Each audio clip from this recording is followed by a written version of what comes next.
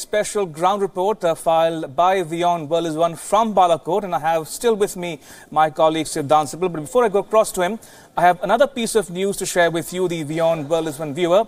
Now, hours after he was barred from delivering weekly Friday sermon at the JOD headquarters, Hafiz Saeed has now gone into hiding. Hafiz Saeed has skipped Friday prayers after he was denied permission to give a sermon. This is the first time he has skipped the Friday prayers. Saeed has always been present at the Friday prayers despite such takeovers in the past. All right, if I can bring my colleague Siddhant back in this discussion. Siddhant, what do we know about Hafiz Saeed's whereabouts, the fact that he has for the first time skipped the Friday sermon?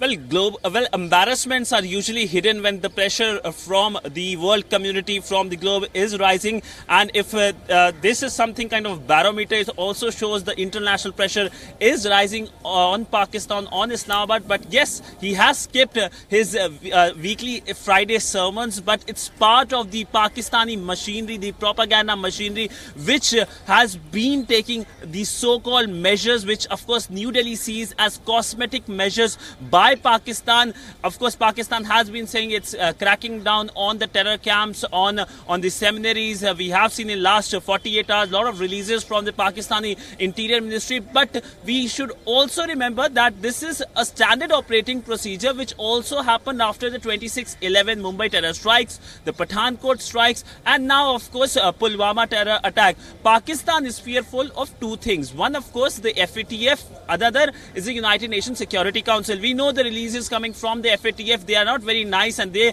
are public. It's a public embarrassment for Islamabad. The line which of course is mentioned in the release and quoted by everyone is that Pakistan does not understand the consequences of hosting these terror camps on its territory. From the United Nations Security Council, it is 13th of March, 3 p.m. New York time deadline, which is making Pakistan sweat, primarily because it seems now that Azhar is likely to be listed. Of course, we will have to wait for that deadline if, of course, China creates some problem. But by and large, it seems that the global pressure is working, and Pakistan, even though it's taking cosmetic measures, the point of New Delhi is to make sure that the world knows that Pakistan is the epicenter of terrorism and send across a political message. Because what India says, Pakistan might brush aside what Kabul says, what Tehran said, but this is UN listing of a terror of an organization under the UN's 1267 committee sends a big political message, a message that Pakistan is the epicenter of terrorism.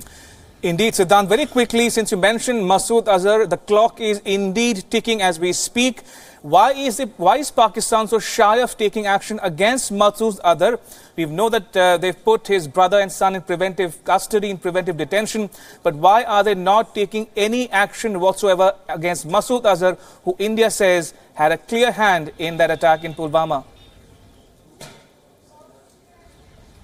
Well, these are assets for the deep states, assets which the deep state created after its so-called victory in the Afghan war, when we saw, of course, Pakistan playing an important role in the West versus the Soviet fight. But in the aftermath of that, the Pakistanis thought that these assets can now be used against India in this so-called battle. But instead, half of these assets turned Frankenstein, another half is, of course, assets, and part of it is Masood Azhar, and that is why Pakistan is shying away on taking a public action. And we know that only last year there was this video of the Interior, the Minister of State in the Interior Ministry, the same man who just last week declared that there are 44 people who have been taken under preventive detention. The same man was seen in a video saying that as long as Imran Khan government is here, there are groups such as the Hafiz Saeed, the LETs, and all these groups, they will be in safe hands. So clearly they say something, they do something, and New Delhi knows that even though they are taking these measures, these are cosmetic measures, and even if they claim to take action on Masood Azhar, this will be a cosmetic action because these are assets for the deep state. Indeed. On that note, Siddhant Sibal in New Delhi, thank you for that update. Appreciate it.